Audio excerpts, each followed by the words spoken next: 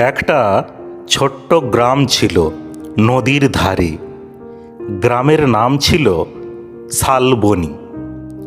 চারিদিকে সবুজ মাঠ, বাঁশঝাড় আর পুরনো কাঁচা রাস্তা।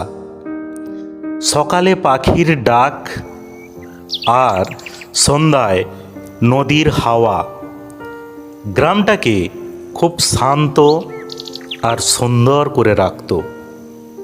কিন্তু এই শান্ত গ্রামের এক পাশে দাঁড়িয়েছিল একটি ভাঙা জমিদার বাড়ি। অনেক বছর ধরে কেউ সেখানে যেত না। বাড়িটার দেওয়াল ফেটে গিয়েছিল, জানালার কাঁচ ছিল ভাঙা, আর ছাদের অনেক অংশ ভেঙে পড়েছিল। সবাই বলতো ওই বাড়িতে নাকি ভূত থাকে। রাতে মাঝে মাঝে সেখান থেকে অদ্ভুত শব্দ শোনা যায়। কেউ বলতো কান্নার শব্দ, কেউ বলতো পায়ের শব্দ। গ্রামের মানুষ সন্ধ্যা হলেই ওই পথ এড়িয়ে চলত। বিশেষ করে বাচ্চাদের কড়া নিষেধ ছিল সেখানে যাওয়ার। কিন্তু গ্রামেরই অন্য এক ছেলে, নাম অনিমেষ, এসব কথায় বিশ্বাস করত না। সে ছিল খুবই সাহসী আর একটু দুষ্টু প্রকৃতির। একদিন বিকেলে মাঠে খেলতে খেলতে অনিমেষ তার বন্ধুদের বলল, ভূত বলে কিছু নেই, মানুষ শুধু ভয় পায় বলেই এসব গল্প বানায়। আমি চাইলে আজ রাতেই জমিদার বাড়িতে যেতে পারি। বন্ধুরা ভয়ে বলল, না রে, ওখানে যাস না। সবাই বলে ওখানে সত্যিই কিছু আছে। অনিমেষ হেসে বলল, দেখিস, আমি গিয়ে প্রমাণ করে আনবো ভূত বলে কিছু নেই। রাত নামল, চারিদিক নিস্তব্ধ, শুধু ঝিঁঝি পোকার শব্দ আর দূরে কুকুরের ডাক শোনা যাচ্ছিল। আকাশে মেঘের ফাঁক দিয়ে আধখানা চাঁদ উঠেছে। হাতে একটা টর্চ নিয়ে অনিমেষ চুপি চুপি বাড়ি থেকে বেরিয়ে গেল। গ্রামের শেষ মাথায় পৌঁছে যখন জমিদার বাড়িটা দেখতে পেল, তখন সত্যিই অনিমেষের একটু ভয় ভয় লাগছিল। বড় বড় গাছের ছায়া পড়ে বাড়িটা আরও ভয়ঙ্কর লাগছিল। বাড়ির সামনে পৌঁছাতেই হঠাৎ ঠান্ডা বাতাস বয়ে গেল। অনিমেষের গায়ে কাঁটা দিল, তবুও সে সাহস করে ভেতরে ঢুকলো। ভাঙা দরজা ঠেলে ঢুকতেই কড় শব্দ হলো। চারিদিকে ধুলো আর মাকড়সার জাল। অনেক পুরনো আসবাবপত্র পড়ে আছে। হঠাৎ ওপর থেকে যেন কারো পায়ের শব্দ শোনা গেল।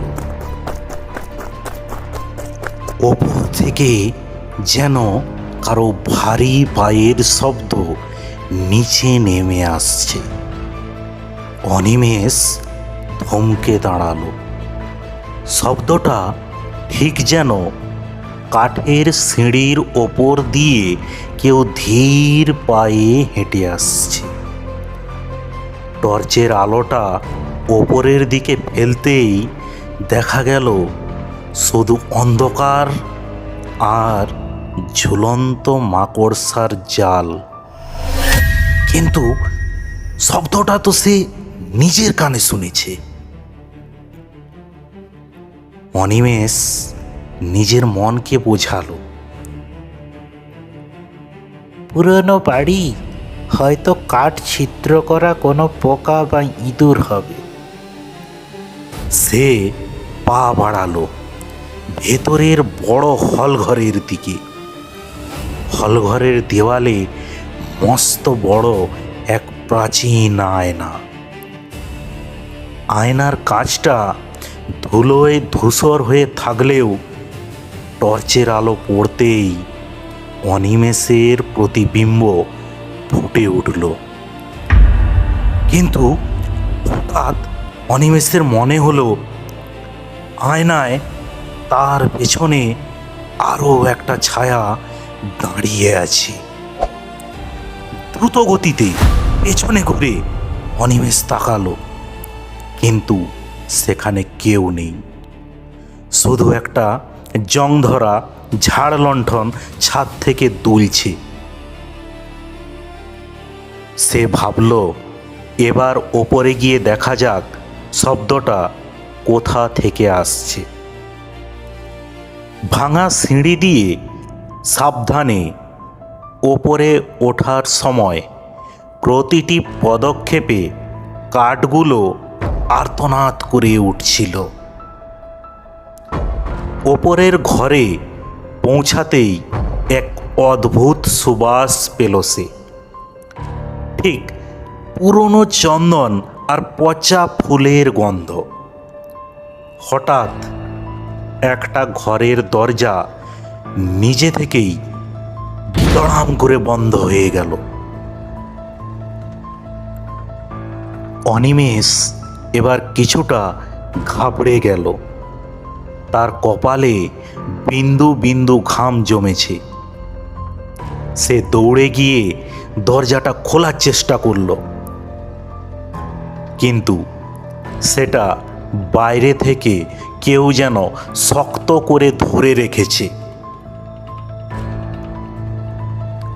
ঠিক তখনই ঘরের কোণ থেকে ভেসে এলো এক করুণ হাসির শব্দ। খিলখিল করে হাসছে কেউ, অথচ কাউকে দেখা যাচ্ছে না। অনিমেষ চিৎকার করে বলল, কে কে ওখানে? সামনে এসো। ঠিক তখনই টর্চের আলোটা ক্ষীণ হয়ে এলো। ব্যাটারি যেন শেষ হয়ে যাচ্ছে। টিমটিমে আলোয় সে দেখল জানালার পাশে একটা ধোঁয়াটে অবয়ব দাঁড়িয়ে। অবয়বটা ধীরে ধীরে তার দিকে এগিয়ে আসছে। অনিমেষ দেওয়ালে পিঠ ঠেকিয়ে দাঁড়িয়ে পড়ল। তার হৃৎপিণ্ড তখন কামারের হাতুড়ির মতো পিটছে। হঠাৎ সেই ছায়াটা কথা বলে উঠল এক অস্ফুট স্বরে, খুঁজছি, আমি অনেক বছর ধরে ওটা খুঁজছি।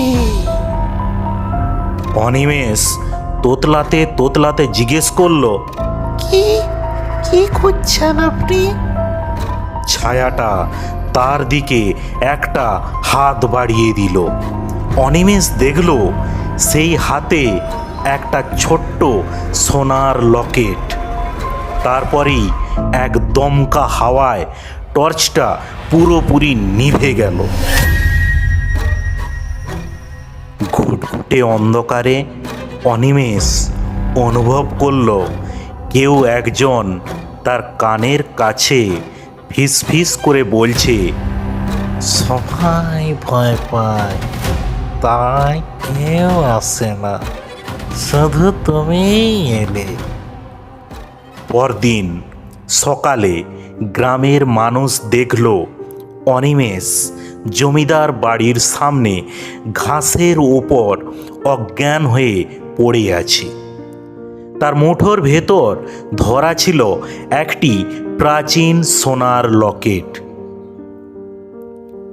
জ্ঞান ফেরার পর অনিমেষ আর আগের মতো ডান পিটে নেই, সে আগের মতো দুষ্টু নেই, সে এখন অনেক শান্ত।